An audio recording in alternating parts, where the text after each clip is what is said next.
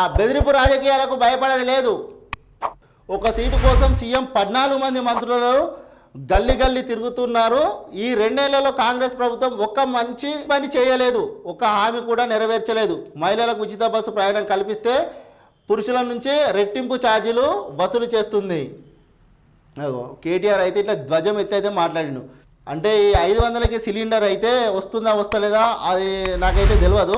కొంతమందికి technical issue వల్ల వస్తలేదు, కొంతమందికి వస్తుందని అంటారు.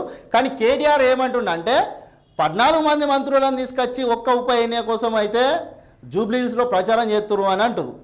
కేటీఆర్ గారు ఇదే మీరు దృష్టిలో పెట్టుకోర్రి. హుజరాబాద్